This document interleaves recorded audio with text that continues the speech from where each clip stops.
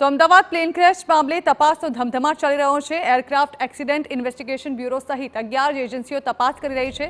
Crash site મામલે તમામ નિર્ણય લઈ રહી છે એએઆઈબી। દુર્ઘટના સ્થળે મળી આવ્યા છે સોના ચાંદીના દાગીના, તો ક્રેશ સાઇટ પર 150થી વધુ પાસપોર્ટ મળી આવ્યા છે। અનેક મેડિકલને લગતી ફાઇલો પણ મળી આવી છે। 100થી વધુ ફોન અને 20થી વધુ લેપટોપ્સ મળી આવ્યા છે। સામાનનું વેરિફિકેશન કર્યા બાદ પરિવારજનોને તે પરત સોંપાશે। પ્લેન ક્રેશ મામલે 200 લોકોના નિવેદન લેવાયા છે।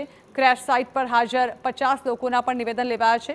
મૃતકોના પરિવારજનોમાંથી 150 લોકોના નિવેદન નોંધાયા છે।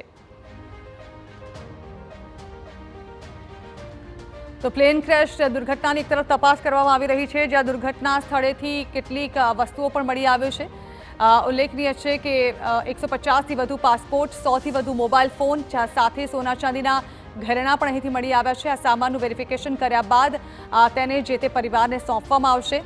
ત્યારબાદ કેટલાક 50થી વધુ લેપટોપ્સ પણ અહીં મળી આવ્યા છે।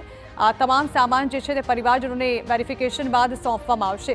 સાથે જ મેડિકલને લગતી કેટલીક ફાઇલ્સ પણ આ દુર્ઘટના સ્થળેથી મળી આવી છે। હાલ આ તમામ મામલે ખરાઈ કરવામાં આવી રહી છે અને ત્યારબાદ તે લાગતા વળગતા પરિવારને સોંપાશે।